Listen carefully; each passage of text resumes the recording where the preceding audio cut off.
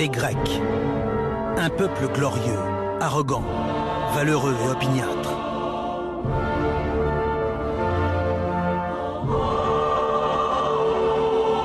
Un peuple qui, il y a bien longtemps de cela, posa les jalons de la civilisation occidentale.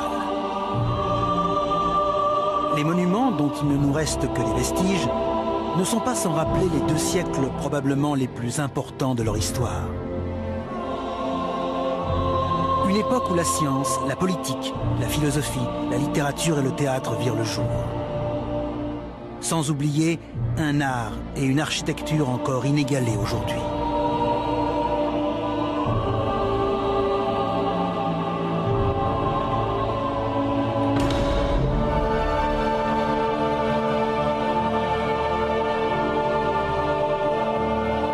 Les Grecs développèrent ces domaines dans un contexte de guerre et de conflits perpétuels. Ils mirent en échec de nombreuses armées et de nombreuses flottes. Des empires gigantesques s'inclinèrent face à leur puissance, leur permettant de bâtir leur propre empire bien au-delà de la Méditerranée. Pendant une courte période, la puissante marine grecque contrôla le bassin méditerranéen et offrit au peuple grec une prospérité jamais égalée. Les prouesses que les Grecs réalisèrent et qui façonnèrent le monde tel que nous le connaissons ne sont pas l'œuvre d'anonymes oubliés dans la nuit des temps. Elles sont le résultat du travail de femmes et d'hommes illustres, dont le souvenir est encore vivace et dont les vies demeurent des exemples. Des personnalités de la trempe de Thémistocle, l'un des plus grands militaires de l'humanité. Périclès, politicien génial et visionnaire. Socrate, le plus grand philosophe de l'histoire.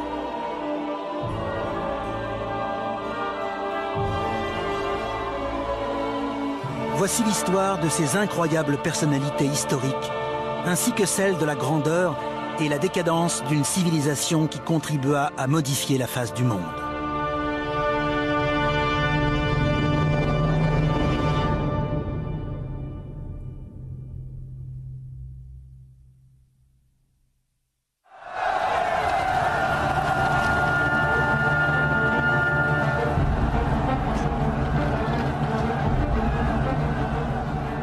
« 508 avant Jésus-Christ.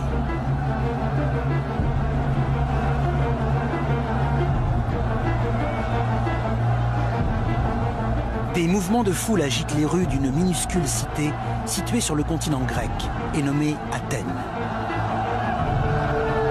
Le peuple se révolte contre ses dirigeants et exige la liberté après des siècles d'oppression.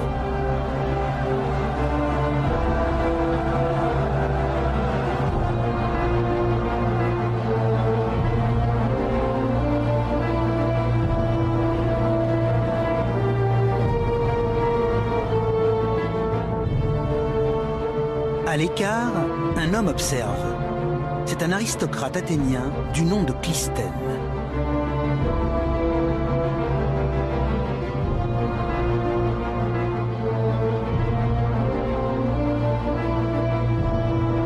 Depuis son plus jeune âge, Clisthène est élevé pour diriger la cité et mépriser le peuple.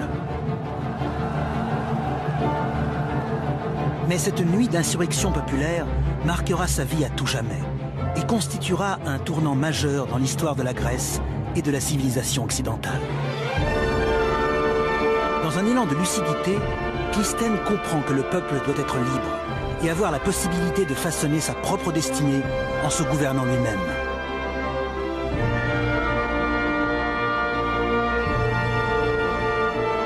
Cette prise de conscience lui permettra de conduire ses compatriotes sur le chemin de l'Empire.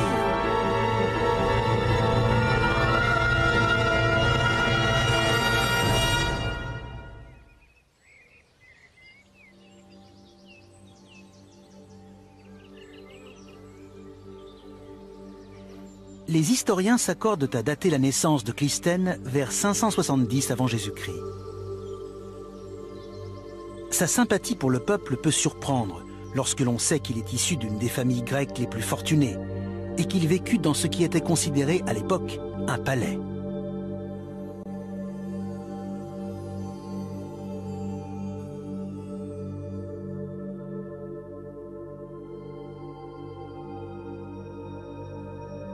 Clystène appartient aux Alcménoïdes, une riche et très ancienne dynastie politique.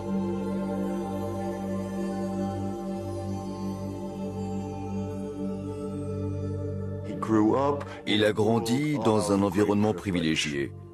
Un monde où les hommes appartenant à l'élite sociale étaient en droit d'attendre que certains privilèges leur soient accordés. L'origine de la fortune des Alcménoïdes est typique des mythes de la Grèce antique, où légende se confond avec réalité.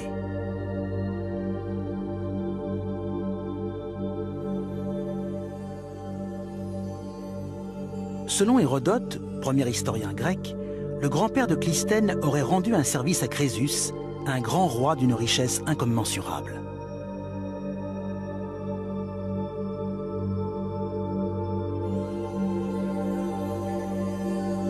En guise de remerciement, il fut autorisé à puiser dans son trésor autant de poudre d'or qu'il désirait. Hérodote relate que l'ancêtre de Clystène ne se contenta pas de remplir ses poches. Il remplit également ses oreilles et sa bouche de poussière d'or qu'il déversa ensuite sur sa tête. Crésus, très amusé par cette facétie, lui permit de conserver tout cet or et lui en offrit davantage.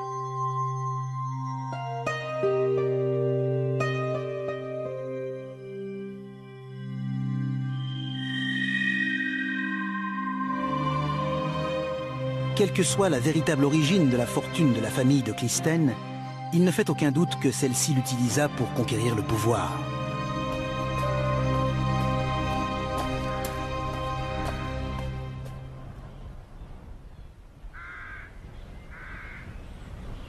Dès sa plus tendre enfance, les parents de Clystène ne cessent de lui rappeler qu'il est aristocrate, terme de grec ancien qui désigne un membre de la classe dirigeante. Au VIe siècle avant Jésus-Christ, le village natal de Clystène est administré par une aristocratie omniprésente. Ce modeste village a pour nom Athènes.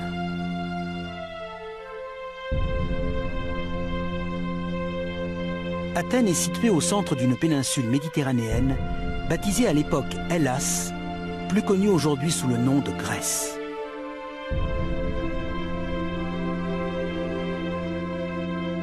À l'époque, personne n'aurait jamais imaginé que ce minuscule village devienne un jour la capitale d'un immense empire. Ce n'était pas ce qu'on pourrait appeler une cité. Bien qu'Athènes soit dotée de bâtiments publics en son centre, c'était plutôt un village principalement composé de logements et d'habitations.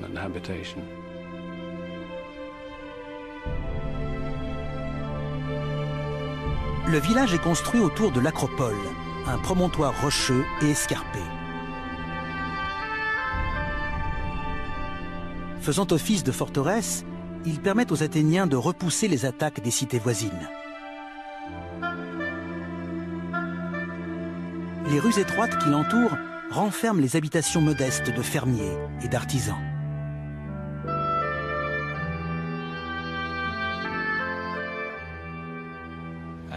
La plupart des maisons étaient construites en briques de terre crue. Il n'y avait pas d'égout, pas d'enlèvement d'ordures. Athènes ressemblait fortement à un village du tiers-monde. Son odeur devait se sentir à des kilomètres.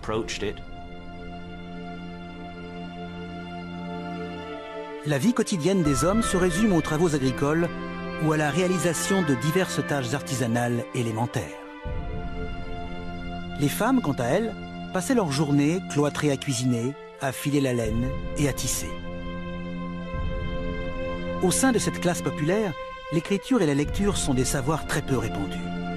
Elles ne disposent d'aucune connaissance relevant, de près ou de loin, du domaine de la science ou de la médecine. L'espérance de vie à l'époque ne dépasse pas 15 ans. Affirmer qu'au temps de la Grèce antique, la vie était sale, brutale et courte n'est pas loin de la réalité. En effet, la vie est extrêmement rude.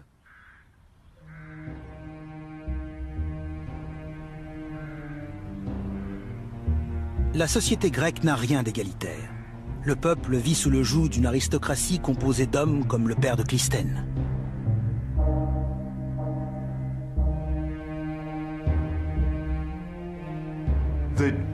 Le milieu dont était issu Clisthène était un milieu traditionnaliste, où le pouvoir politique se concentrait à une poignée de personnes.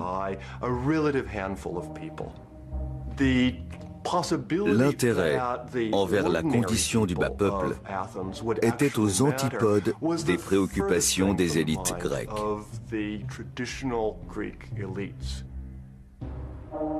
Le philosophe grec Aristote décrit un monde gouverné par l'injustice. La terre était tout entière entre les mains d'un petit nombre d'hommes, et ce qui causait la plus grande souffrance au peuple était son état de servitude. Mais il avait bien d'autres sujets de mécontentement, car à vrai dire, il s'irritait de ne pas avoir sa part de terre.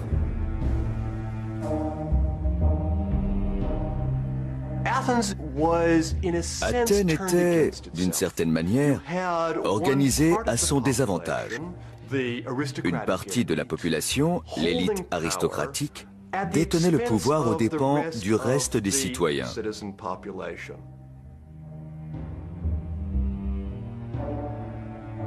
Dirigée par des aristocrates uniquement préoccupés par la conservation du pouvoir, Athènes n'a rien d'un État susceptible de construire un grand empire.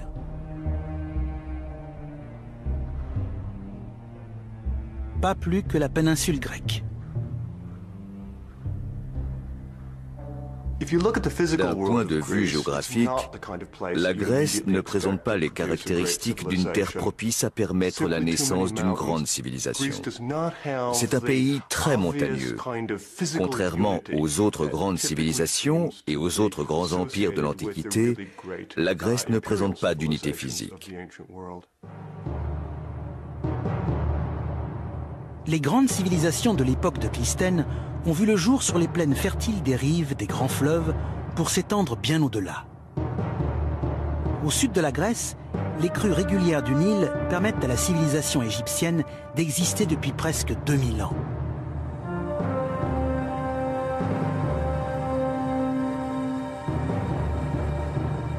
À l'est s'étend le très vaste empire perse, dont le cœur est formé par deux grands fleuves, le Tigre et l'Euphrate.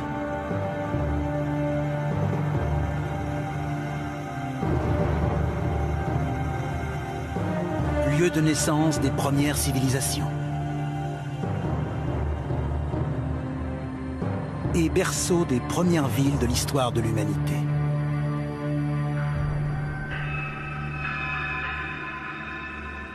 La Grèce est dépourvue de grandes plaines et compte de nombreuses chaînes de montagnes.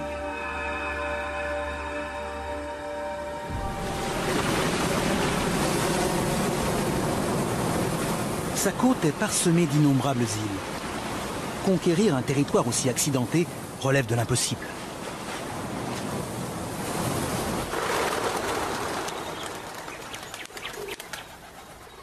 C'est la raison pour laquelle la Grèce est divisée en nombreuses minuscules nations, appelées cités-États.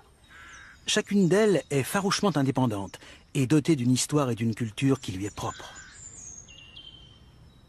À l'époque de Clisthène, on compte plus d'1 millier de cités-États, s'affrontant entre elles dans des luttes de pouvoir et de territoire.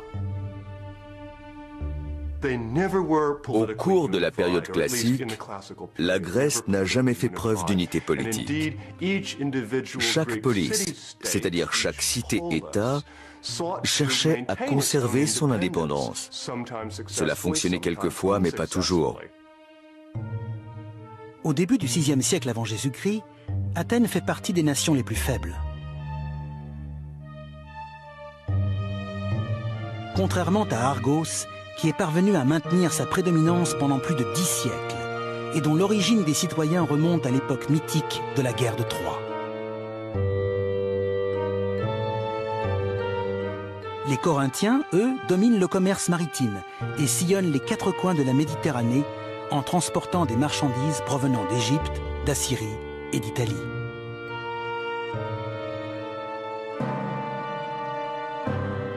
Mais de toutes les cités-États, une seule détient le pouvoir militaire. Un pouvoir capable de soumettre toute la Grèce de l'époque de Clisthène. Au sud de la Grèce, près des roselières du fleuve Eurotas, se trouve la cité de Sparte.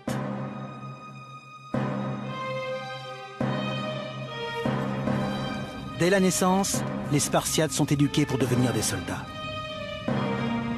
Élevés à la campagne et séparés de leur famille, leur vie tourne autour de la discipline et de la guerre.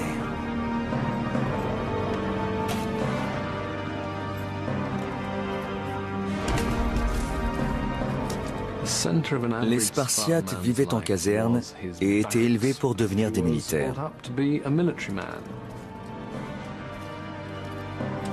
Privés de tout confort, ils ne possèdent rien, hormis leurs armes et leurs capes teintes en rouge afin de dissimuler leur sang ainsi que celui de leur ennemi.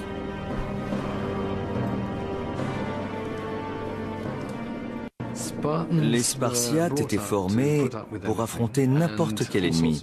Il existe toutes sortes de légendes à leur sujet, dont la plus remarquable est celle d'un sybarite qui visite Sparte et qui, après avoir goûté la nourriture des Spartiates, comprend alors pourquoi ces derniers ne craignaient pas la mort. Pour lui, la mort n'était rien à côté de leur nourriture. Les Spartiates sont des conquérants implacables. À l'époque de Clisthène, ils ont déjà conquis les régions avoisinantes, soit plus de 4000 km², et réduit les populations soumises à l'état d'esclavage. Ces dernières sont baptisées ilotes.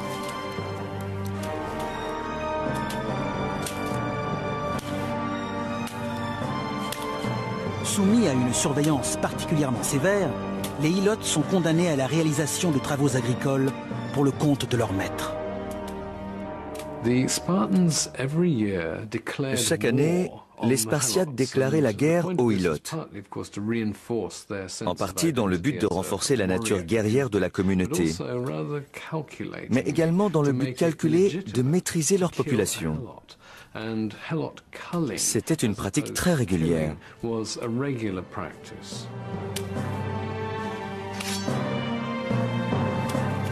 À cette époque, Sparte présente toutes les caractéristiques d'une cité capable de bâtir un empire. Aux yeux des autres cités-États, les Spartiates constituent une menace permanente.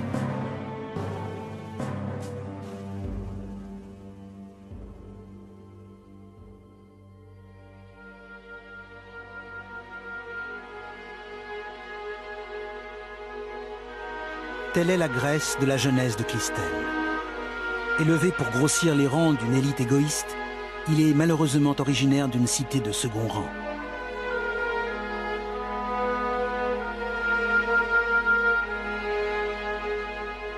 Un contexte peu propice pour permettre à un homme de conduire la Grèce sur le chemin de l'Empire.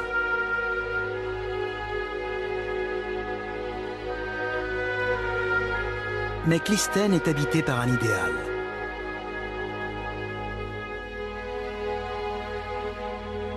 Un rêve de grandeur que seuls les hommes grecs peuvent réaliser.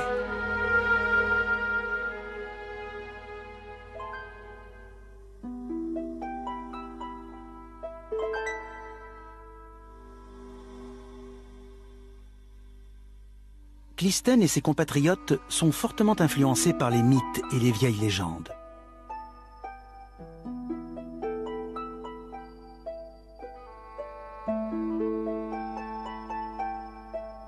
Des centaines d'Aèdes sillonnent le pays et déclament ces légendes à qui veut bien payer.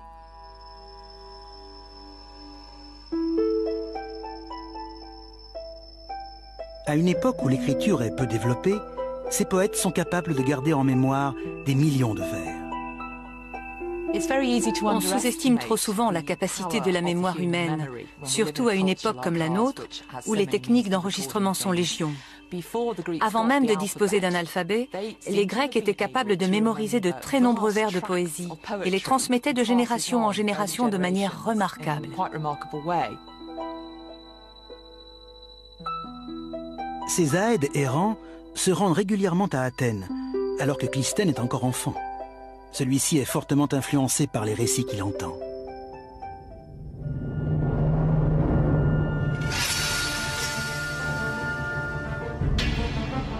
Deux poèmes très populaires sont parvenus jusqu'à nous, l'Iliade et l'Odyssée, composés par le célèbre poète Homère. Ils évoquent de violentes batailles et des combats épiques.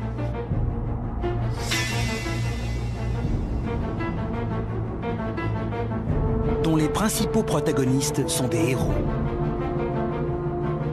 Des personnages mythiques dont la force leur confère le pouvoir et la gloire.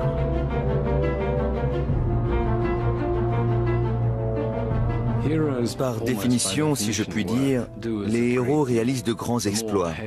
Plus ils coupent de tête, plus ils déflorent de jeunes femmes, et plus leur réputation de héros grandit. La représentation de ces héros fait partie intégrante de l'art grec. Ces guerriers téméraires d'une grande beauté et prêts à tout pour obtenir la victoire représentent l'homme grec idéal. L'idéal héroïque est omniprésent dans la culture grecque. Les héros sont des personnages exceptionnels dont on veut imiter les exploits en s'inspirant des prouesses d'Achille, par exemple.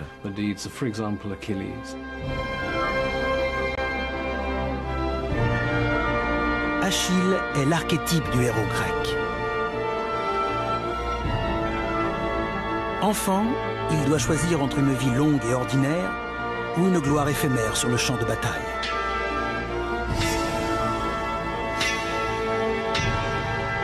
Il choisit une mort précoce et une célébrité éternelle.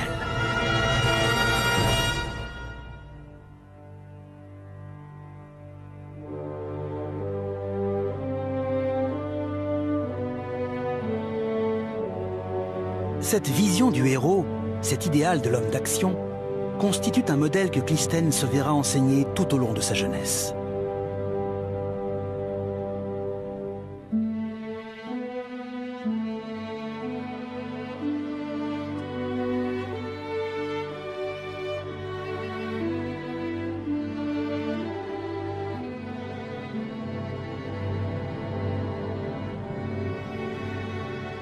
Une vie en quête de grandeur et de gloire, obtenue par la force et la bravoure.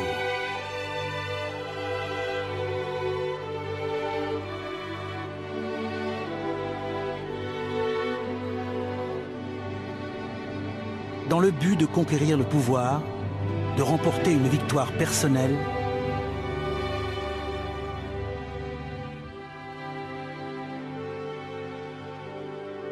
et de devenir ainsi un véritable héros.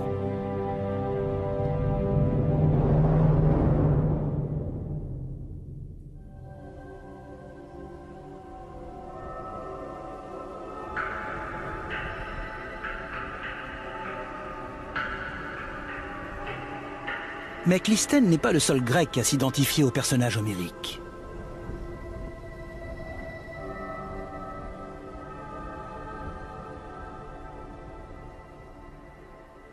Un grand changement va se produire au milieu du VIe siècle avant Jésus-Christ.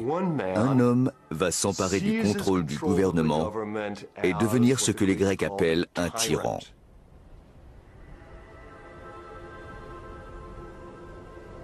Grâce à Hérodote, nous savons comment le tyran est parvenu à accéder au pouvoir.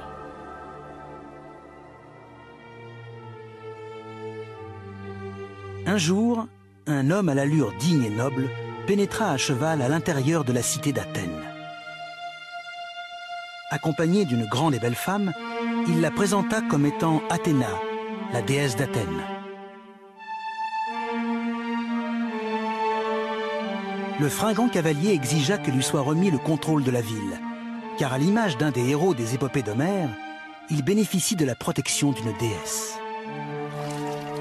Étonnamment, les Athéniens l'accueillirent chaleureusement et le considérèrent comme leur nouveau chef. Peu importe si la déesse en question n'était qu'une jeune femme originaire du village voisin et exceptionnellement grande. Et le sémillant héros, un simple mortel du nom de Pisistrate, beau-frère de Clisthène. Je considère Pisistrate comme un excellent politicien. C'était sans aucun doute un homme d'un grand opportunisme. Tandis qu'il consolide son autorité, il apparaît clairement que Pisistrate nourrit des ambitions plus grandes encore que la simple conquête du pouvoir. Pisistrate était un homme extrêmement intelligent. Il avait parfaitement compris que s'il voulait conserver le contrôle d'Athènes, s'il voulait consolider son pouvoir et le transmettre à ses fils, comme telle était son ambition, il devrait trouver des alliés. Pisistrate prend alors une incroyable initiative. Il se tourne vers le peuple d'Athènes en quête de soutien et bouscule une hiérarchie composée d'aristocrates et de roturiers accoutumés au pouvoir depuis plusieurs siècles.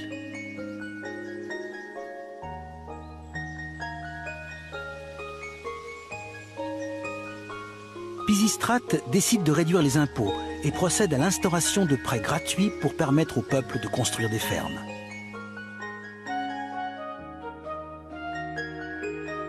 En donnant aux Athéniens la possibilité d'accéder à la prospérité, Pisistrate commence à transformer la cité.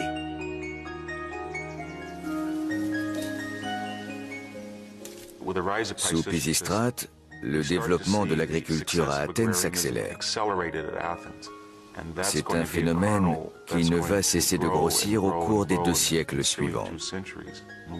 La culture de la vigne et de l'olivier va fortement se développer.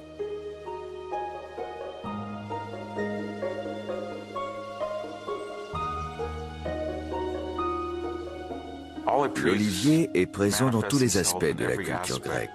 La population est autorisée à consommer des olives, ainsi que de l'huile d'olive, de s'en servir comme graisse, comme savon ou comme combustible. D'un point de vue économique, c'est un produit d'une très grande valeur. Les terres qui entourent Athènes produisent les meilleurs oliviers de toute la Grèce. Face à l'accroissement de la production d'huile d'olive, les Athéniens vont trouver un débouché économique très lucratif pour ce produit.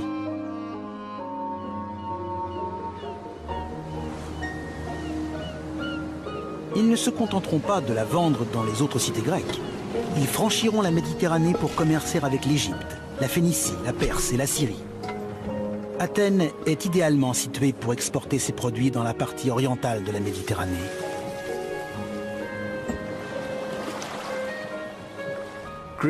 La Grèce est située au milieu de plusieurs civilisations très anciennes. Elle est entourée à l'est par l'Empire perse, au sud par la civilisation égyptienne et à l'ouest par les Étrusques et les Romains.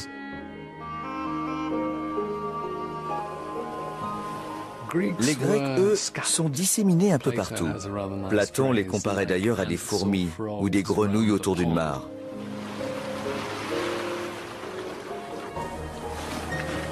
À l'Antiquité, la partie orientale du bassin méditerranéen constitue la plaque tournante du commerce international. Différents produits sont exportés des 4 coins de la région. Des céréales de Scythie, du poisson salé de la mer Noire, du vin des grands vignobles de l'île de Chios, de l'or, de l'argent, des objets d'art et des parures d'Égypte. Et bien évidemment, de l'huile d'olive d'Athènes. Grâce à l'activité débordante du port d'Athènes, la population voit ses richesses et sa prospérité accroître.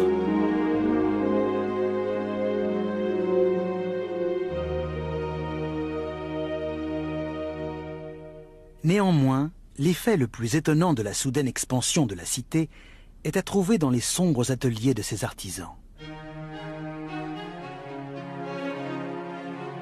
Là où le plus ancien héritage artistique d'Athènes a vu le jour, le vase.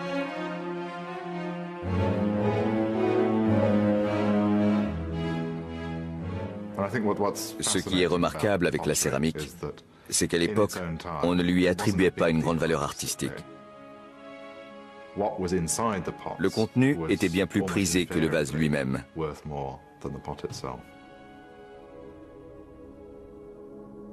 C'est ici, dans le quartier du Céramique, ancien quartier populaire d'Athènes, que les potiers avaient leur atelier. Ces nombreux artisans appartenaient à la catégorie la plus basse de la société athénienne. Je ne dirais pas qu'ils faisaient partie de la lie de la société, mais à Athènes, les potiers n'avaient droit à aucun respect. Leur travail était dur, incessant et peu envié au sein de la population. À l'Antiquité, la céramique est une matière utilisée depuis des centaines d'années dans les foyers grecs, ainsi que pour le transport de l'huile et de la nourriture. De conception basique, le vase est décoré de motifs géométriques simples, inspirés de l'art égyptien et assyrien.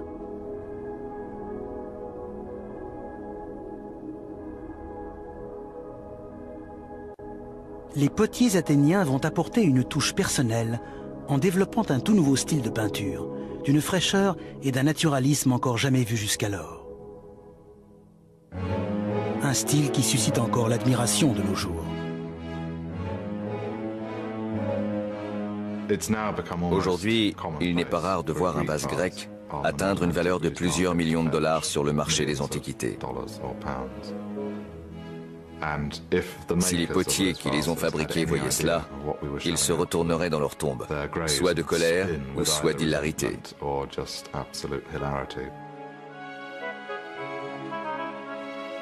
Les potiers athéniens furent moins motivés par la postérité que par l'émulation artistique. Pour preuve, ce vase, dont la décoration est agrémentée d'une fière remarque telle que « Euthymide, fils de Polias, a dessiné ceci ». Et plus bas, Euphronias n'aurait probablement pas fait mieux. Pour la première fois de son histoire, le peuple athénien goûte à la liberté et démontre sa capacité à réaliser de grandes choses.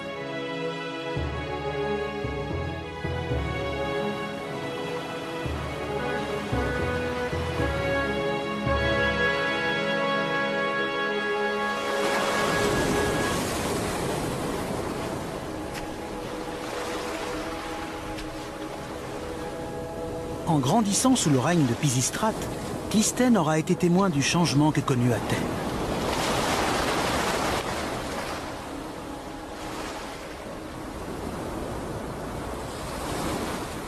Son modeste village natal s'est à présent transformé en un port économique de renommée internationale.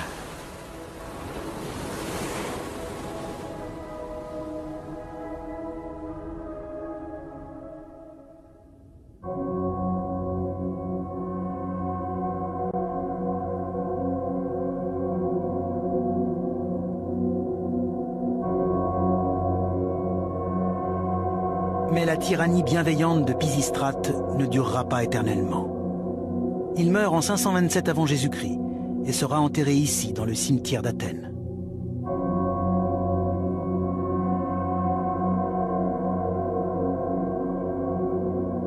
Son fils, Hippias, lui succédera. En début de règne, Hippias poursuit l'œuvre de son père et gouverne Athènes de manière impartiale. Hélas, très vite, les habitants découvrent la dangereuse nature de la tyrannie.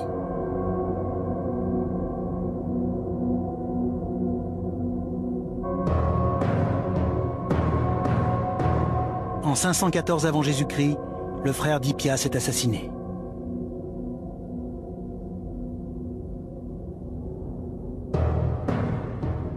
Fortement ébranlé par cette perte, le comportement du jeune tyran change radicalement. Il cède à la cruauté. Il fait exécuter les meurtriers et fait également torturer à mort une de leurs femmes.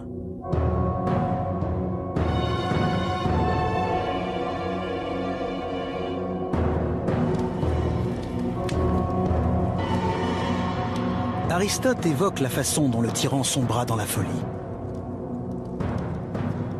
Dès lors, sa tyrannie devint de plus en plus dure. Pour venger son frère, il mit à mort nombre de citoyens, en chassa beaucoup d'autres. Tous le prirent en défiance et en haine.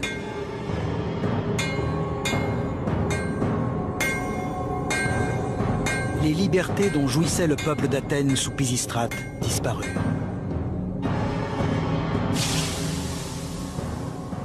Dorénavant, Athènes vit sous la tyrannie, une tyrannie telle que nous la concevons à notre époque.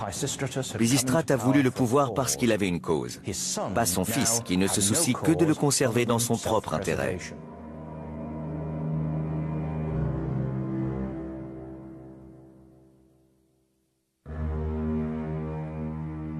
Pour Clisthène, la vie devient progressivement plus dangereuse.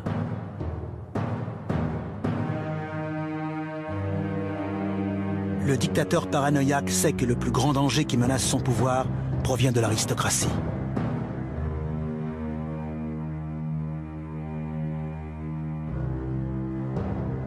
Et ses craintes sont fondées.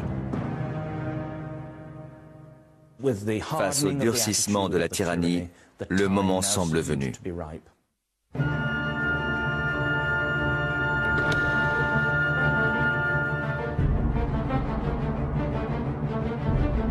Clystène décide de prendre son premier grand risque. Il veut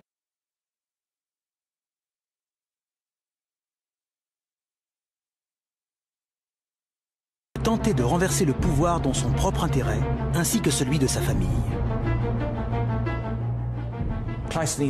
L'ambition que nourrit Clystène de marquer l'histoire de son nom l'habite bien évidemment depuis son plus jeune âge.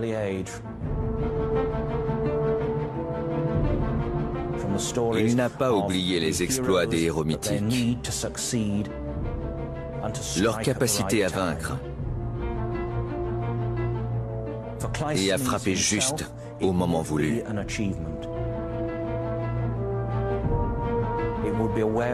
Pour Clystène, il s'agit d'un aboutissement.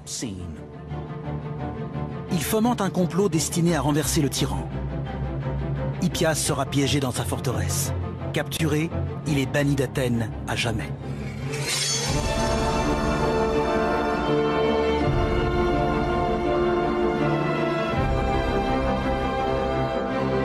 Nous sommes en 510 avant Jésus-Christ. Clystène fait, à présent, partie des personnalités les plus puissantes d'Athènes. Il est parvenu à réaliser un exploit digne des héros homériques qui ont bercé son enfance.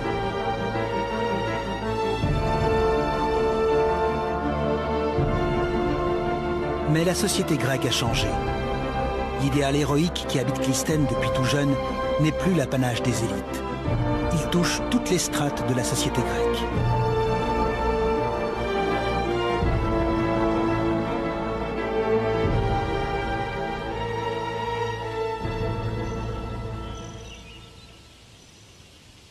Voici Olympie, dans le sud de la Grèce.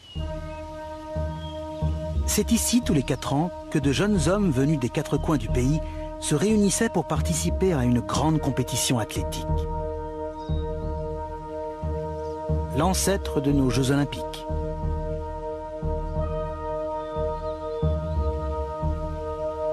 Pour Pausanias, voyageur et géographe de l'Antiquité, les Jeux Olympiques constituent le prétexte premier de tout voyage en Grèce. Il y a dans la Grèce beaucoup d'autres choses qui remplissent d'admiration ceux qui les voient ou qui en entendent parler. Mais on dirait que les dieux s'occupent plus spécialement des mystères d'Éleusis et des Jeux Olympiques.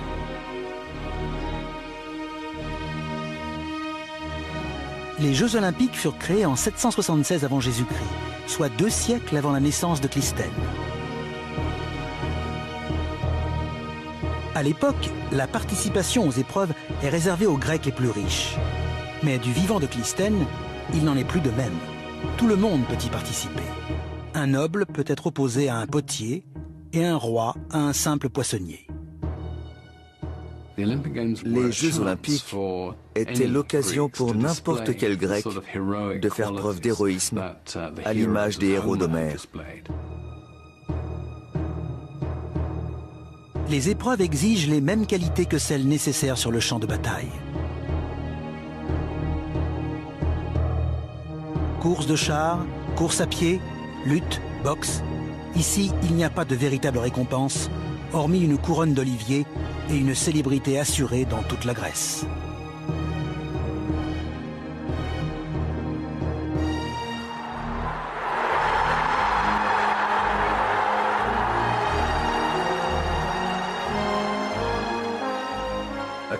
Les athlètes concouraient face à un public très nombreux. C'était l'unique occasion de voir autant de Grecs réunis en temps de paix. Environ 40 000 Grecs venaient assister aux Jeux Olympiques.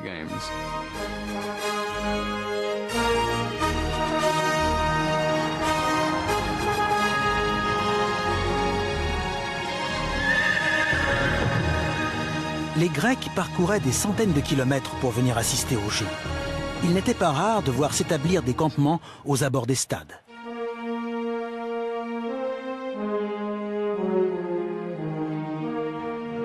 Les Jeux sont une affaire d'hommes. Les femmes ne peuvent pas y participer. L'entrée du stade leur est même interdite.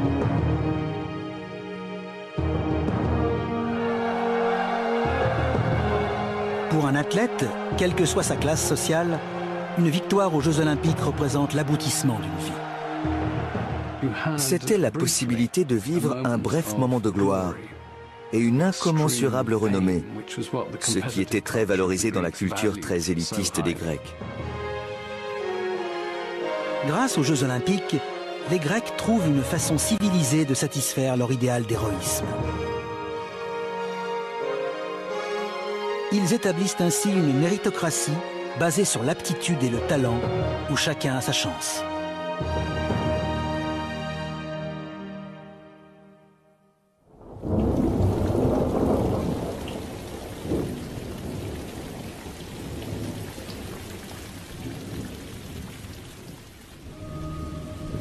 Mais une société où tout le monde peut vaincre ne peut que contribuer à rendre Athènes encore plus instable.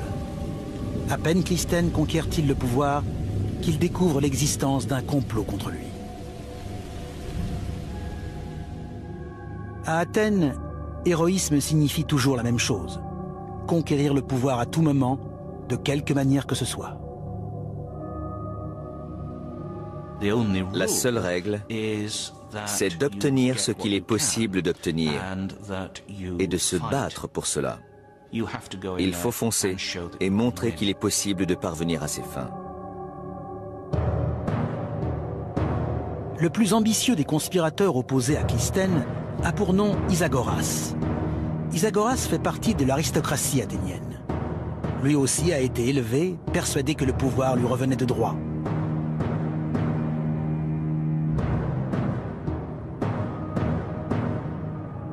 Néanmoins, il sait parfaitement qu'il ne peut conquérir le pouvoir seul.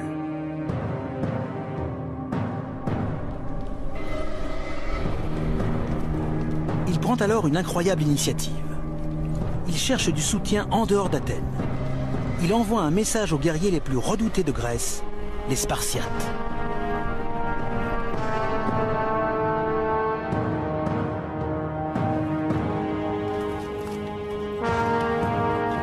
Isagoras est un vieil ami des Spartiates. La rumeur veut qu'il ait partagé sa femme avec le roi de Sparte. Ces féroces guerriers n'hésitent pas à lui fournir leurs meilleurs soldats afin de l'aider à conquérir le pouvoir et à trahir sa propre cité. Isagoras relève considérablement l'enjeu. En faisant entrer dans Athènes l'État le plus puissant de la Grèce, il est évident que la cité sera soumise à Sparte.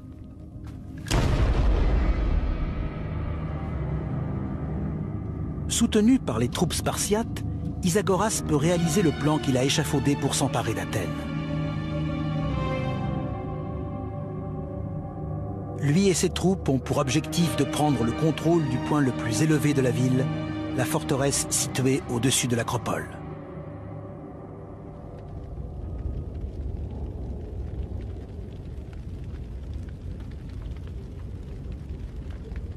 Le nouveau tyran choisit comme première cible l'aristocratie au pouvoir, et Clisthène le premier.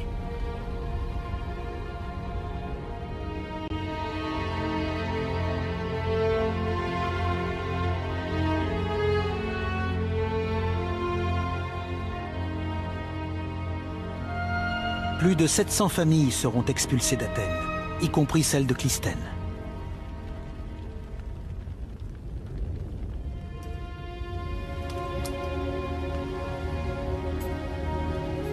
Ce dernier est contraint de quitter sa cité, une fois de plus entre les mains d'un despote. Un despote soutenu par les Spartiates, les guerriers les plus redoutés de la Grèce.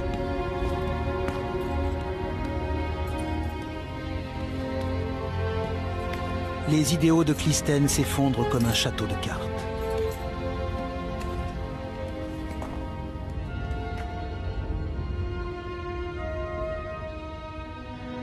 Il Il a été éduqué pour devenir un aristocrate, un chef d'État. Et suivre l'exemple des héros mythiques.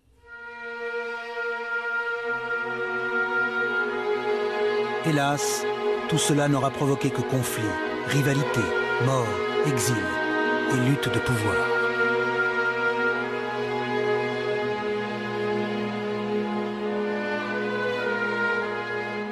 Comment extirper Athènes de ce cycle de violence futile?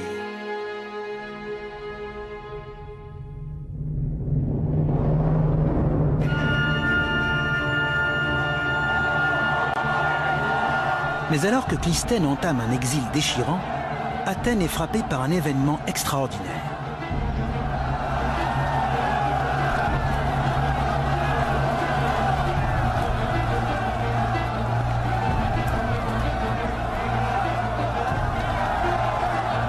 À l'image des épopées d'Homère, le peuple d'Athènes prend sa destinée en main.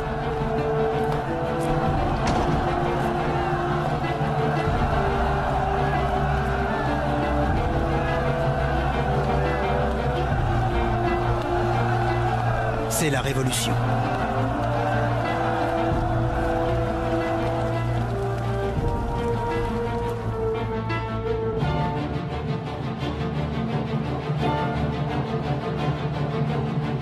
Isagoras et ses alliés se réfugient au-dessus de l'acropole, le point culminant de la cité.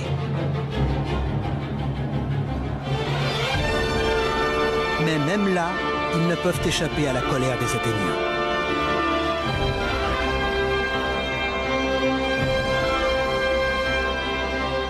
Pendant 2 jours et 2 nuits, Isagoras résiste à l'incroyable insurrection.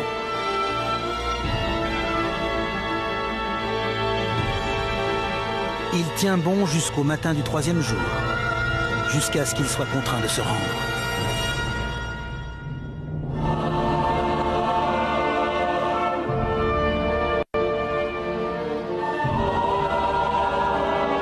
Nous sommes en 508 avant Jésus-Christ. Athènes vient de faire son premier pas en direction de l'Empire et de la gloire. Pour la première fois de l'histoire, le peuple s'est révolté contre ses gouvernants et s'est emparé du pouvoir.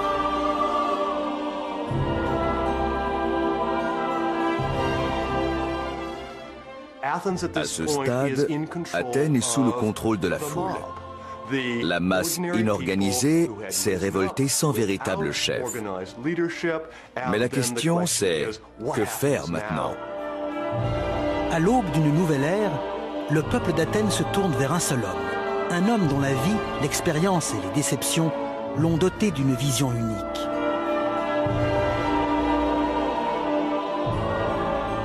Clisthène l'exilé est rappelé et se voit chargé de former un gouvernement.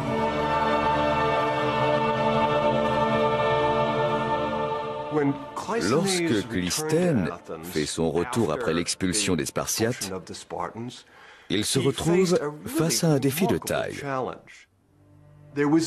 Il ne peut pas se contenter de remettre au pouvoir un groupe d'aristocrates. Pas plus qu'il ne peut se permettre de se déclarer tyran. Clisthène est contraint de trouver une solution gouvernementale révolutionnaire dans un contexte de situation politique révolutionnaire.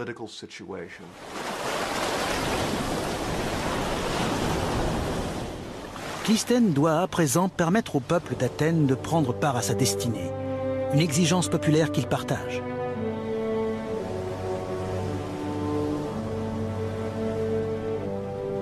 Sur le flanc d'une colline de la cité, existe un grand hémicycle sculpté à même la roche.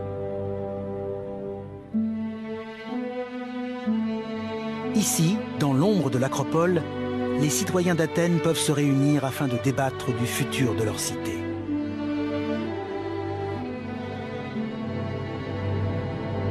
Sur ces marches, riches et pauvres ont la possibilité de siéger et d'interpeller leurs concitoyens.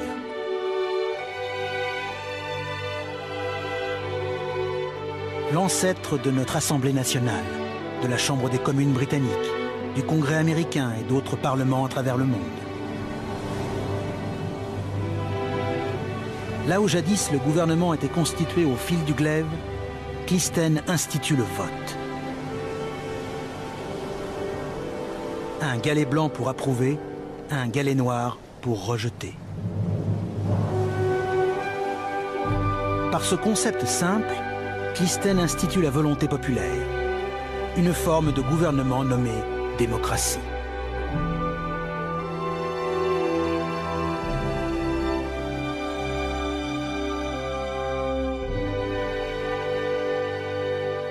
La grande assemblée athénienne se réunit tous les 9 jours pour traiter des sujets concernant l'administration de l'État, tels que la collecte de l'impôt, la construction des routes, l'établissement du prix de la figue ou la déclaration de guerre.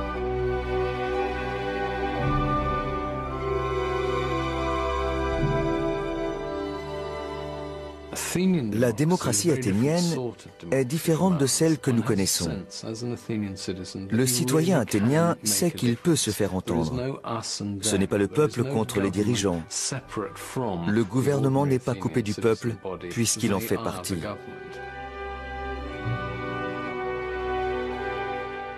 La démocratie représente une très forte rupture dans une culture grecque de tout temps élitiste et baignée d'un idéal héroïque.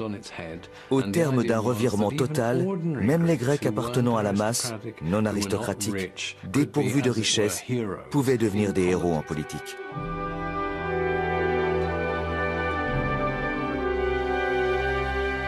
Cette nouvelle forme de gouvernement transformera la minuscule cité-État et donnera naissance à une des plus grandes civilisations au monde.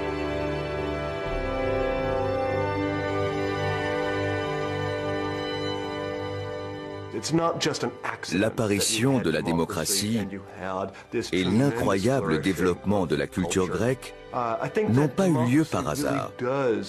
La démocratie contribue à permettre l'épanouissement de la société humaine, chose pratiquement impossible dans d'autres formes de gouvernement. Les Athéniens transformeront les grandes réalisations effectuées sous l'Ancien Régime. Ils s'inspireront des temples monumentaux et des pyramides de l'Égypte des pharaons pour créer une architecture pleine de grâce et de splendeur. Ils adapteront les mythes et légendes colportés par les aèdes ambulants en représentation théâtrale pour divertir la population. Et les magnifiques sculptures de pierre d'Assyrie et d'Égypte seront copiées avec une sensibilité et une émotion encore grandement admirées de nos jours.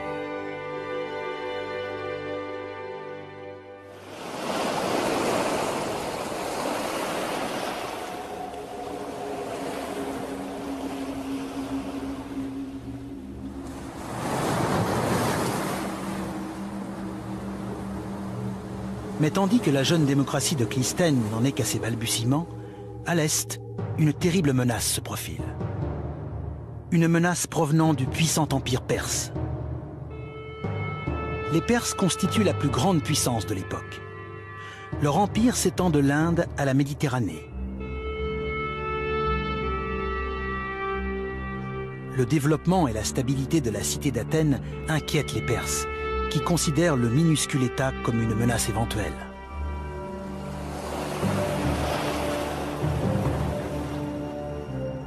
Dans la précipitation, ils décident de mobiliser une armée de 40 000 hommes afin d'envahir la Grèce.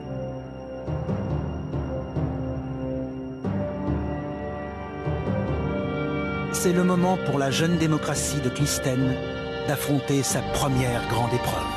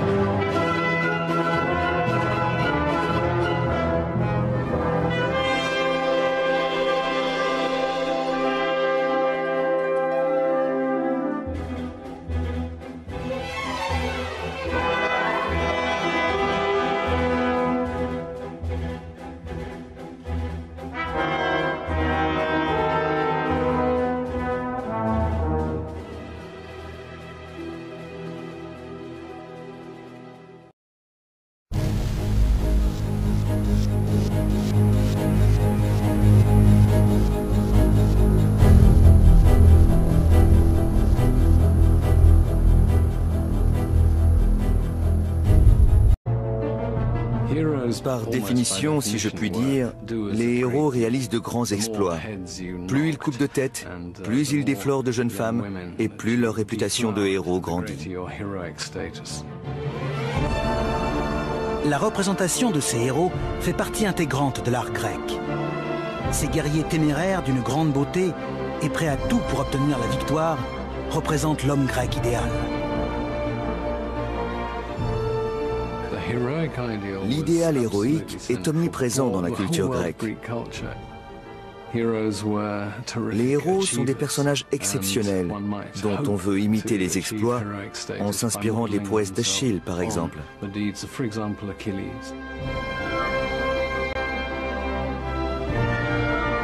Achille est l'archétype du héros grec. Enfant, il doit choisir entre une vie longue et ordinaire ou une gloire éphémère sur le champ de bataille.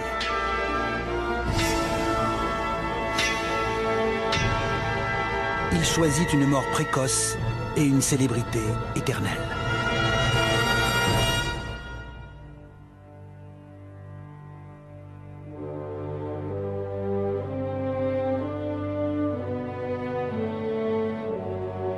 Cette vision du héros, cet idéal de l'homme d'action, constitue un modèle que Clisthène se verra enseigner tout au long de sa jeunesse.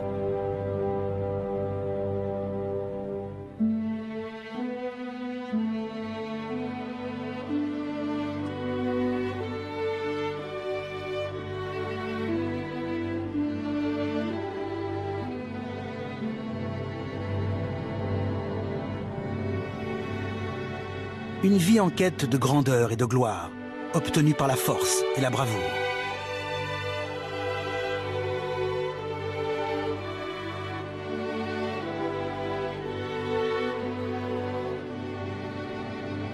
Dans le but de conquérir le pouvoir, de remporter une victoire personnelle,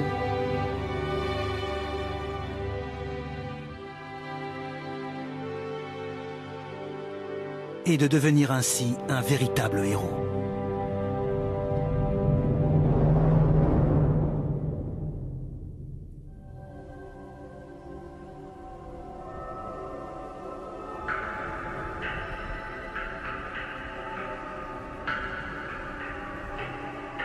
Mais Clisthène n'est pas le seul grec à s'identifier au personnage homérique.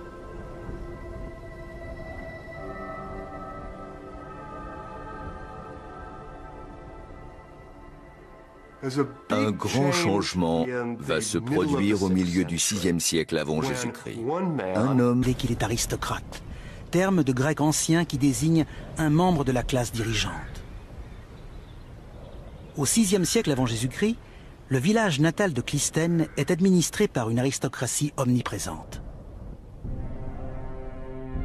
Ce modeste village a pour nom Athènes.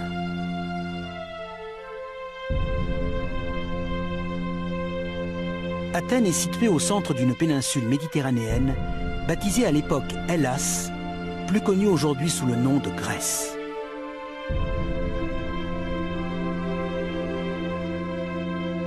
À l'époque, personne n'aurait jamais imaginé que ce minuscule village devienne un jour la capitale d'un immense empire. Ce n'était pas ce qu'on pourrait appeler une cité. Bien qu'Athènes soit dotée de bâtiments publics en son centre, c'était plutôt un village principalement composé de logements et d'habitations.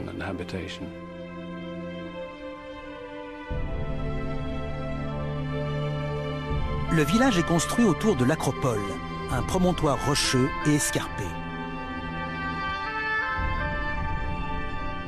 Faisant office de forteresse, il permet aux Athéniens de repousser les attaques des cités voisines. Les rues étroites qui l'entourent renferment les habitations modestes de fermiers et d'artisans.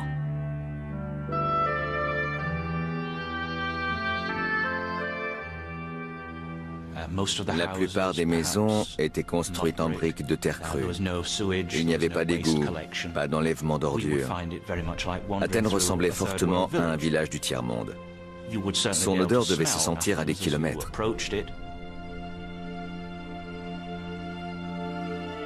La vie quotidienne des hommes se résume aux travaux agricoles, ou à la réalisation de diverses tâches artisanales élémentaires. Les femmes, quant à elles, passaient leur journée cloîtrées à cuisiner, à filer la laine et à tisser. Au sein de cette classe populaire, l'écriture et la lecture sont des savoirs très peu répandus. Elles ne disposent d'aucune connaissance relevant, de près ou de loin, du domaine de la science ou de la médecine. L'espérance de vie à l'époque ne dépasse pas 15 ans. Affirmer qu'au temps de la Grèce antique, la vie était sale, brutale et courte n'est pas loin de la réalité.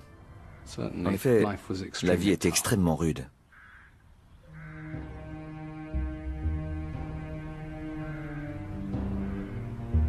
La société grecque n'a rien d'égalitaire. Le peuple vit sous le joug d'une aristocratie composée d'hommes comme le père de Clisthène.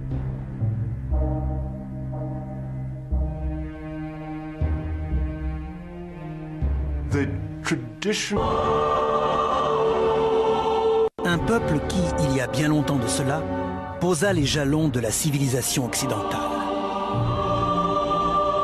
Les monuments, dont il ne nous reste que les vestiges, ne sont pas sans rappeler les 2 siècles probablement les plus importants de leur histoire.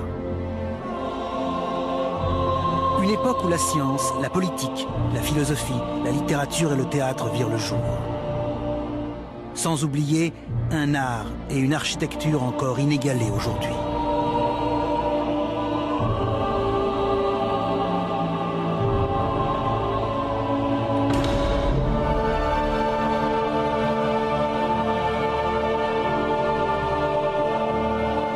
Les Grecs développèrent ces domaines dans un contexte de guerre et de conflits perpétuels. Ils mirent en échec de nombreuses armées et de nombreuses flottes. Des empires gigantesques s'inclinèrent face à leur puissance, leur permettant de bâtir leur propre empire bien au-delà de la Méditerranée. Pendant une courte période, la puissante marine grecque contrôla le bassin méditerranéen et offrit au peuple grec une prospérité jamais égalée. Les prouesses que les Grecs réalisèrent et qui façonnèrent le monde tel que nous le connaissons ne sont pas l'œuvre d'anonymes oubliés dans la nuit des temps. Elles sont le résultat du travail de femmes et d'hommes illustres, dont le souvenir est encore vivace et dont les vies demeurent des exemples. Des personnalités de la trempe de Thémistocle, l'un des plus grands militaires de l'humanité. Périclès, politicien génial et visionnaire. Socrate, le plus grand philosophe de l'histoire.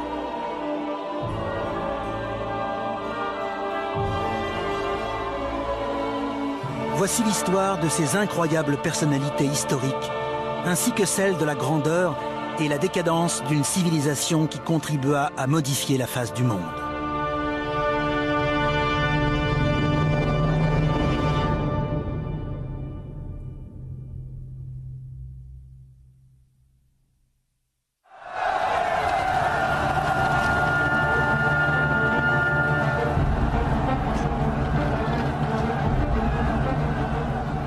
« 508 avant Jésus-Christ.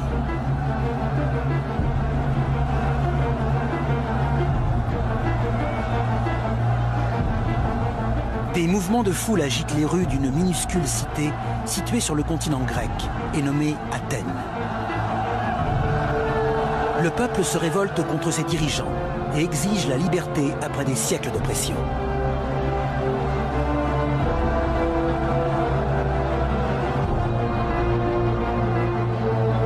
Le peuple d'Athènes prend sa destinée en main.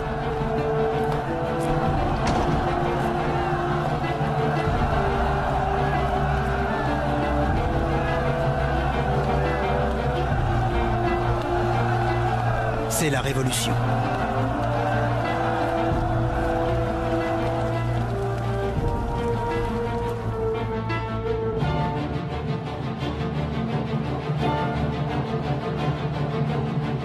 Isagoras et ses alliés se réfugient au-dessus de l'acropole, le point culminant de la cité.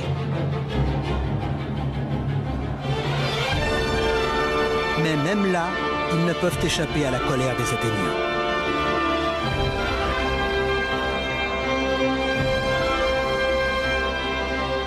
Pendant 2 jours et 2 nuits, Isagoras résiste à l'incroyable insurrection.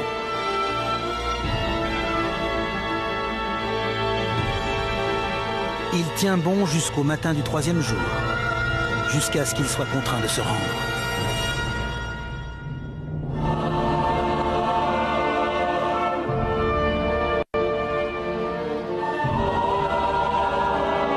Nous sommes en 508 avant Jésus-Christ.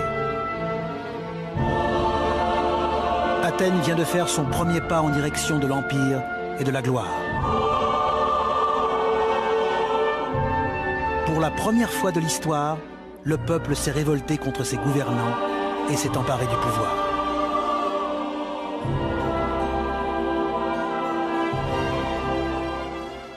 À ce stade, Athènes est sous le contrôle de la foule. La masse inorganisée s'est révoltée sans véritable chef. Mais la question c'est, que faire maintenant? À l'aube d'une nouvelle ère, le peuple d'Athènes se tourne vers un seul homme. Un homme dont la vie, l'expérience et les déceptions l'ont doté d'une vision unique.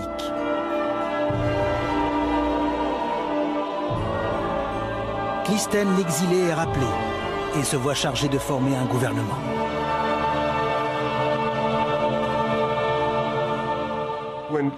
Lorsque Clisthène fait son retour après l'expulsion des Spartiates, il se retrouve face à un défi de taille. Il ne peut pas se contenter de remettre au pouvoir un groupe d'aristocrates. Pas plus qu'il ne peut se permettre de se déclarer tyran. Clisthène est contraint de trouver une solution gouvernementale révolutionnaire dans un contexte de situation politique révolutionnaire.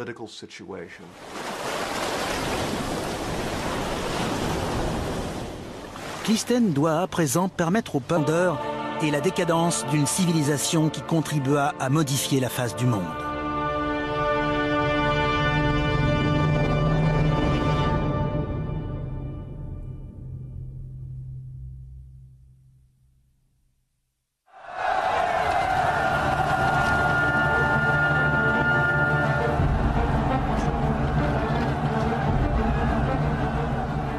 « 508 avant Jésus-Christ.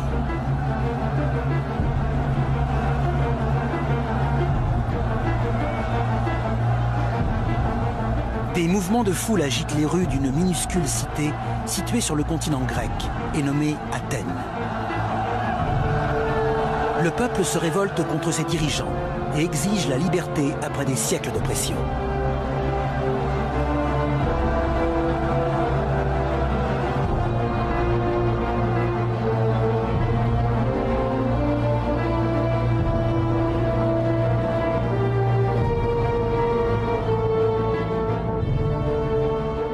À l'écart, un homme observe. C'est un aristocrate athénien du nom de Clisthène.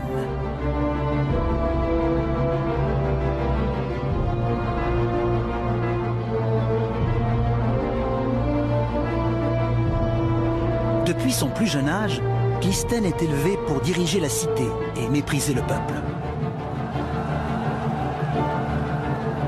Mais cette nuit d'insurrection populaire marquera sa vie à tout jamais et constituera un tournant majeur dans l'histoire de la Grèce et de la civilisation occidentale. Dans un élan de lucidité, Clisthène comprend que le peuple doit être libre et avoir la possibilité de façonner sa propre destinée en se gouvernant lui-même.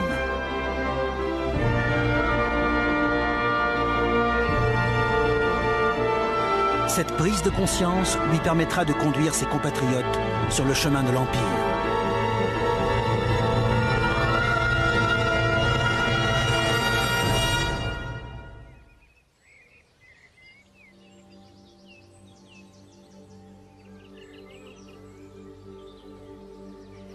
Les historiens s'accordent à dater la naissance de Clisthène vers 570 avant Jésus-Christ.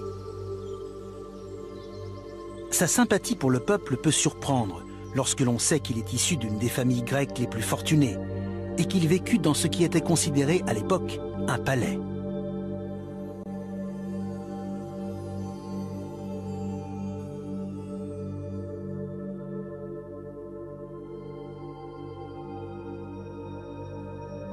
Clisthène appartient aux Alcménoïdes, une riche et très ancienne dynastie politique. son propre intérêt ainsi que celui de sa famille. L'ambition que nourrit Clisthène de marquer l'histoire de son nom l'habite bien évidemment depuis son plus jeune âge.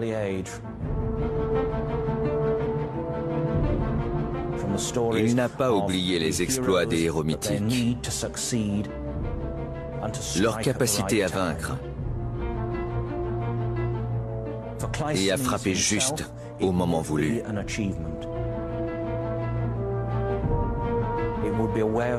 Pour Clisthène, il s'agit d'un aboutissement. Il fomente un complot destiné à renverser le tyran. Hippias sera piégé dans sa forteresse. Capturé, il est banni d'Athènes à jamais.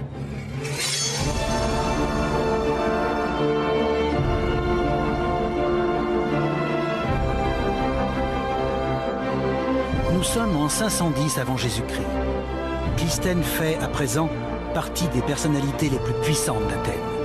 Il est parvenu à réaliser un exploit digne des héros homériques qui ont bercé son enfance.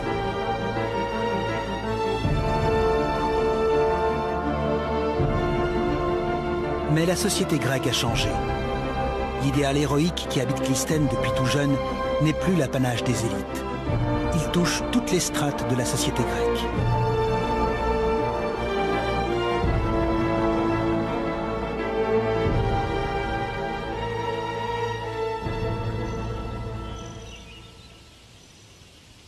Voici Olympie, dans le sud de la Grèce. C'est ici, tous les 4 ans, que de jeunes hommes venus des 4 coins du pays se réunissaient pour participer à une grande compétition athlétique. L'ancêtre de nos Jeux Olympiques.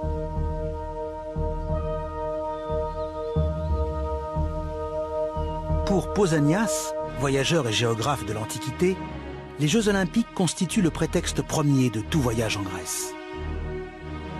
Il y a dans la Grèce beaucoup d'autres choses qui remplissent d'admiration ceux qui les voient ou qui en entendent parler. Mais on dirait que les dieux s'occupent plus spécialement des mystères d'Éleusis et des Jeux Olympiques.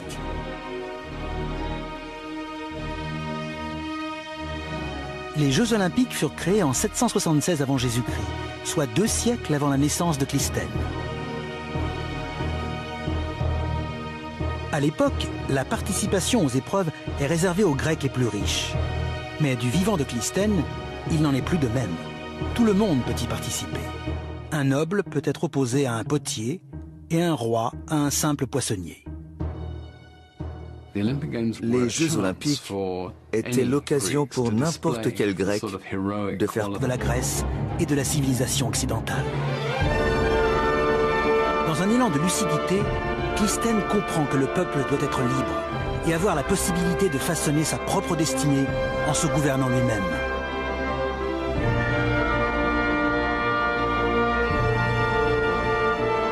Cette prise de conscience lui permettra de conduire ses compatriotes sur le chemin de l'Empire.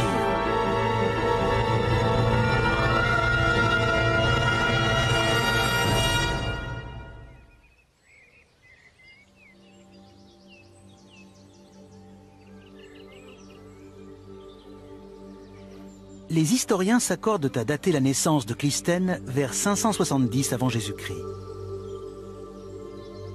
Sa sympathie pour le peuple peut surprendre lorsque l'on sait qu'il est issu d'une des familles grecques les plus fortunées et qu'il vécut dans ce qui était considéré à l'époque un palais.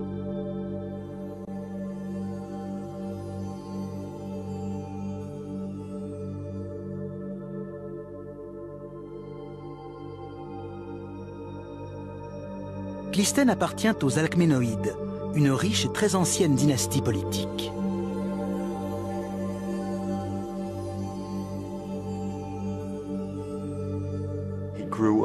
Il a grandi dans un environnement privilégié. Un monde où les hommes appartenant à l'élite sociale étaient en droit d'attendre que certains privilèges leur soient accordés. L'origine de la fortune des Alcménoïdes est typique des mythes de la Grèce antique, où légende se confond avec réalité.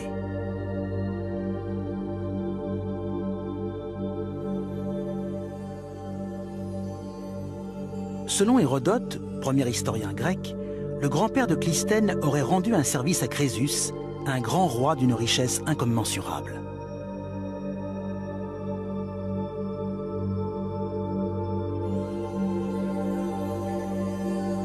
En guise de remerciement, il fut autorisé à puiser dans son trésor autant de poudre d'or qu'il désirait. Hérodote relate que l'ancêtre de Clystène ne se contenta pas de remplir ses poches. Il remplit également ses oreilles et sa bouche de poussière d'or qu'il déversa ensuite sur sa tête. Crésus, très amusé par cette facétie, lui permit de conserver tout cet or et lui en offrit davantage.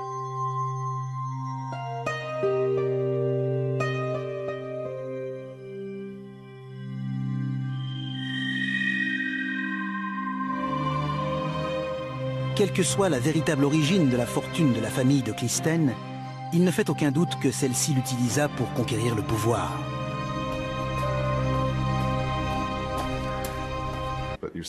Mais à Athènes, les potiers n'avaient droit à aucun respect. Leur travail était dur, incessant et peu envié au sein de la population.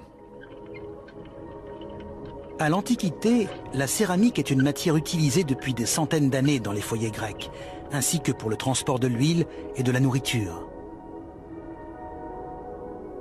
De conception basique, le vase est décoré de motifs géométriques simples, inspirés de l'art égyptien et assyrien.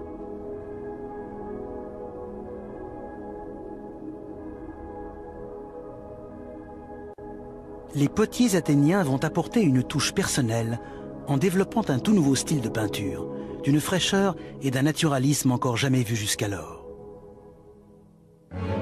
Un style qui suscite encore l'admiration de nos jours.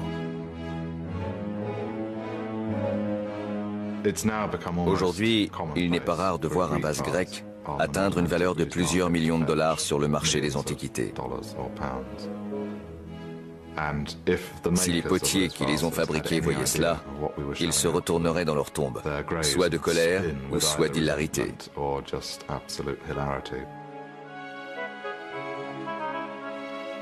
Les potiers athéniens furent moins motivés par la postérité que par l'émulation artistique. Pour preuve, ce vase, dont la décoration est agrémentée d'une fière remarque telle que « Euthymide, fils de Polias, a dessiné ceci ». Et plus bas, Euphronias n'aurait probablement pas fait mieux. Pour la première fois de son histoire, le peuple athénien goûte à la liberté et démontre sa capacité à réaliser de grandes choses.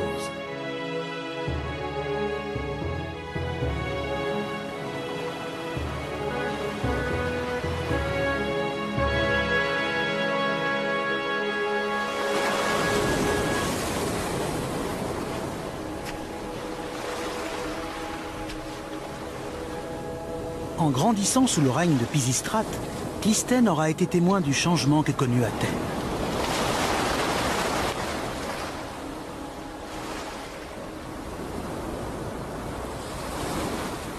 Son modeste village natal s'est à présent transformé en un port économique de renommée internationale.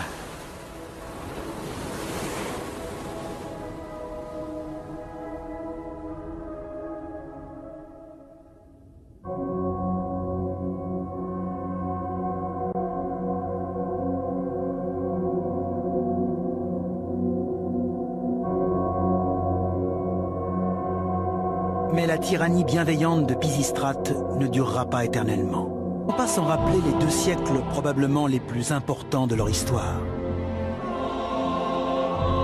Une époque où la science, la politique, la philosophie, la littérature et le théâtre virent le jour. Sans oublier un art et une architecture encore inégalés aujourd'hui.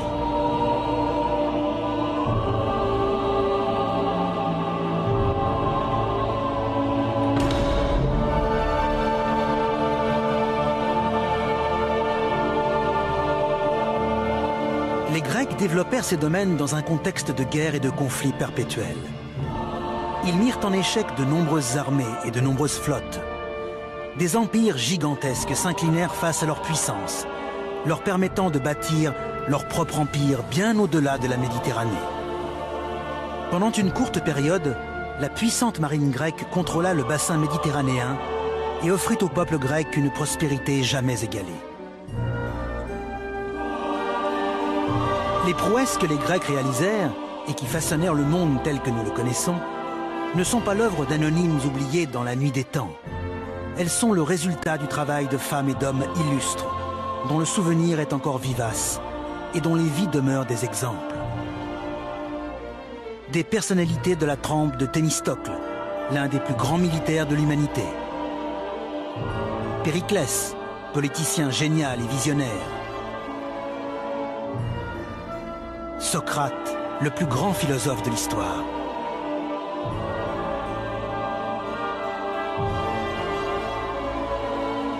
Voici l'histoire de ces incroyables personnalités historiques, ainsi que celle de la grandeur et la décadence d'une civilisation qui contribua à modifier la face du monde.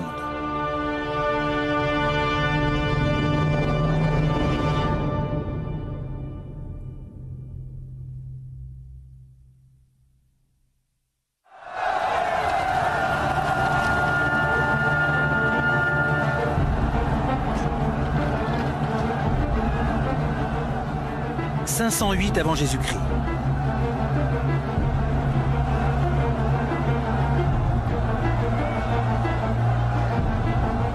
Des mouvements de foule agitent les rues d'une minuscule cité située sur le continent grec et nommée Athènes.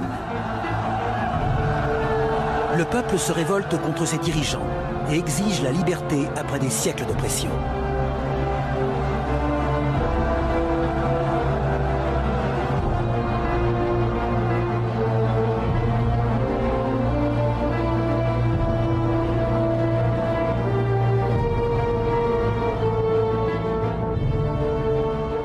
À l'écart, un homme observe. C'est un aristocrate athénien. À l'écart, un homme observe. C'est un aristocrate athénien du nom de Clisthène.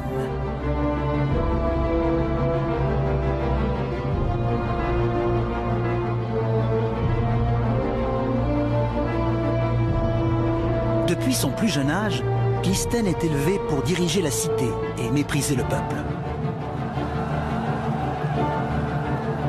Mais cette nuit d'insurrection populaire marquera sa vie à tout jamais et constituera un tournant majeur dans l'histoire de la Grèce et de la civilisation occidentale. Dans un élan de lucidité, Clisthène comprend que le peuple doit être libre et avoir la possibilité de façonner sa propre destinée en se gouvernant lui-même.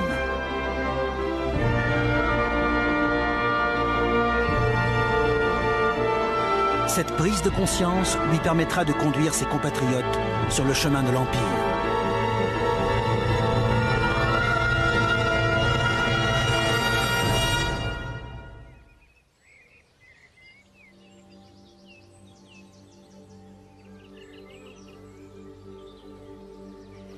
Les historiens s'accordent à dater la naissance de Clisthène vers 570 avant Jésus-Christ. Sa sympathie pour le peuple peut surprendre lorsque l'on sait qu'il est issu d'une des familles grecques les plus fortunées et qu'il vécut dans ce qui était considéré à l'époque un palais.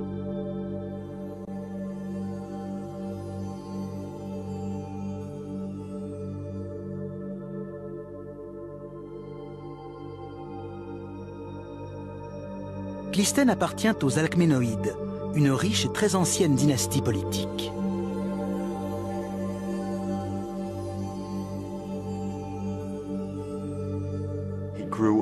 Il a grandi dans un environnement privilégié.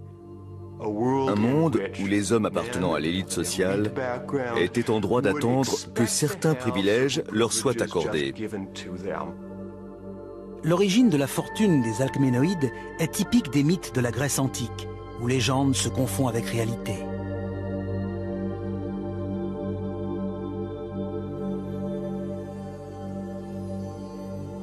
Selon Hérodote, premier historien grec, le grand-père de Clisthène aurait rendu un service à Crésus, un grand roi d'une richesse incommensurable.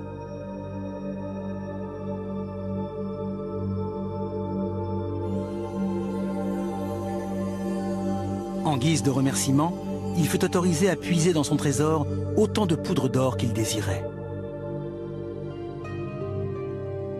Hérodote relate que l'ancêtre de Clisthène ne se contenta pas de remplir ses poches.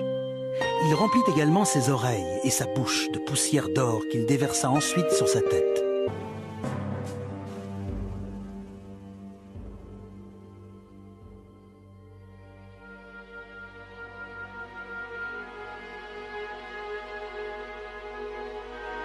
Telle est la Grèce de la jeunesse de Clisthène. Élevé pour grossir les rangs d'une élite égoïste, il est malheureusement originaire d'une cité de second rang.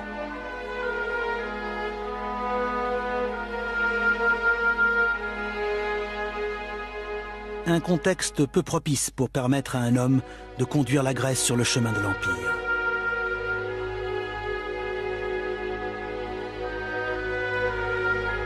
Mais Clisthène est habité par un idéal.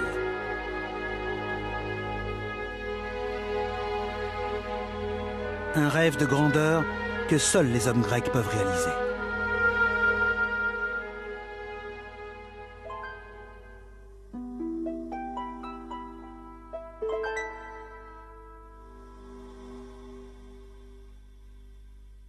Clisthène et ses compatriotes sont fortement influencés par les mythes et les vieilles légendes.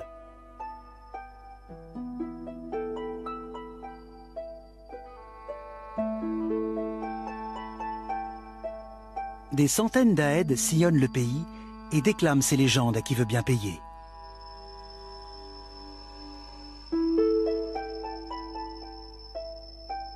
À une époque où l'écriture est peu développée, ces poètes sont capables de garder en mémoire des millions de vers. On sous-estime trop souvent la capacité de la mémoire humaine, surtout à une époque comme la nôtre, où les techniques d'enregistrement sont légion. Avant même de disposer d'un alphabet, les Grecs étaient capables de mémoriser de très nombreux vers de poésie et les transmettaient de génération en génération de manière remarquable. Ces Aèdes errants se rendent régulièrement à Athènes, alors que Clisthène est encore enfant. Celui-ci est fortement influencé par les récits qu'il entend.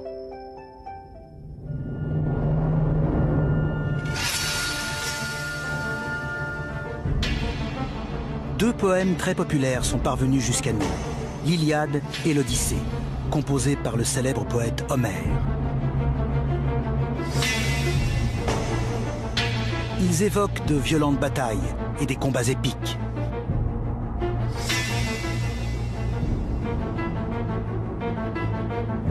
Dont les principaux protagonistes sont des héros.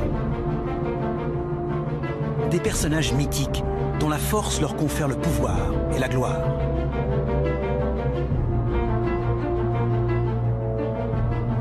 Par définition, si je puis dire, les héros réalisent de grands exploits. Plus ils coupent de tête,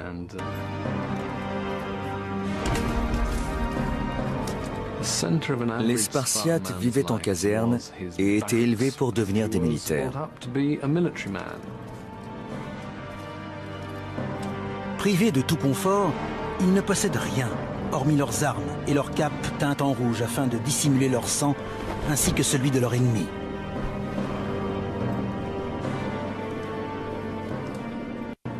Les Spartiates étaient formés pour affronter n'importe quel ennemi.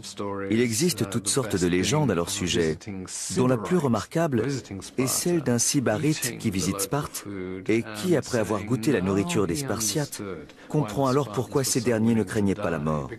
Pour lui, la mort n'était rien à côté de leur nourriture. Les Spartiates sont des conquérants implacables. À l'époque de Clisthène, ils ont déjà conquis les régions avoisinantes, soit plus de 4000 km², et réduit les populations soumises à l'état d'esclavage. Ces dernières sont baptisées ilotes.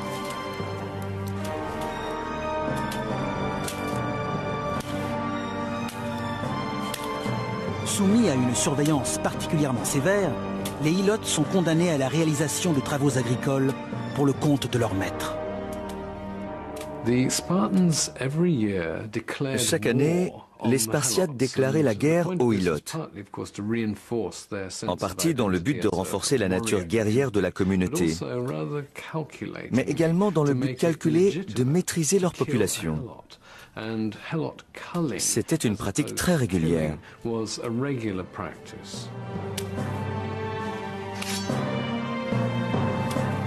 À cette époque, Sparte présente toutes les caractéristiques d'une cité capable de bâtir un empire. Aux yeux des autres cités-États, les Spartiates constituent une menace permanente.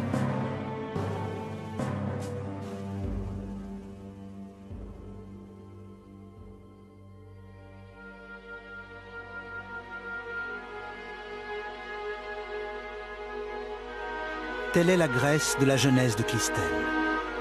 Élevé pour grossir les rangs d'une élite égoïste, il est malheureusement originaire d'une cité de second rang.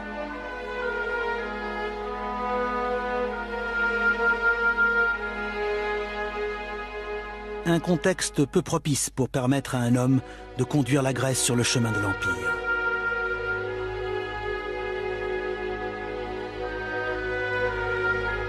Mais Clisthène est habité par un idéal.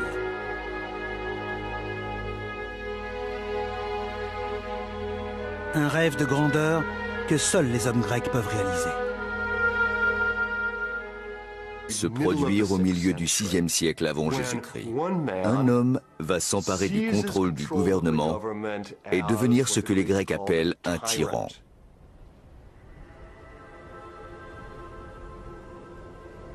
Grâce à Hérodote, nous savons comment le tyran est parvenu à accéder au pouvoir.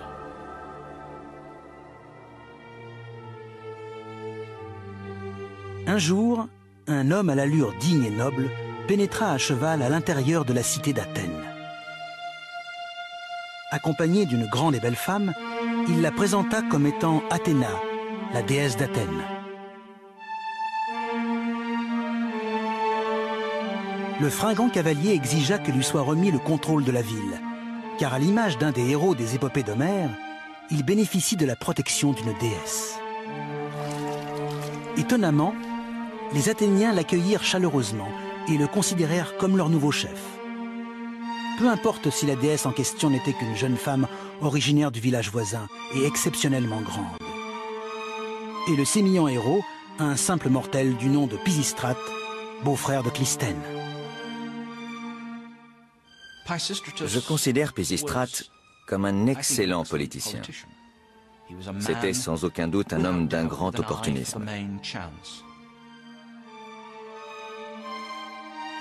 Tandis qu'il consolide son autorité, il apparaît clairement que Pisistrate nourrit des ambitions plus grandes encore que la simple conquête du pouvoir. Pisistrate était un homme extrêmement intelligent. Il avait parfaitement compris que s'il voulait conserver le contrôle d'Athènes, s'il voulait consolider son pouvoir et le transmettre à ses fils, comme telle était son ambition, il devrait trouver des alliés. Pisistrate prend alors une incroyable initiative. Il se tourne vers le peuple d'Athènes en quête de soutien et bouscule une hiérarchie composée d'aristocrates et de roturiers accoutumés au pouvoir depuis plusieurs siècles.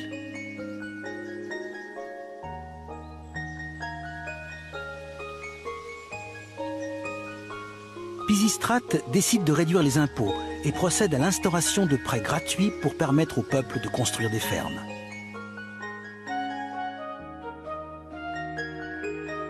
En donnant aux Athéniens la possibilité d'accéder à la prospérité, Pisistrate commence à transformer la cité.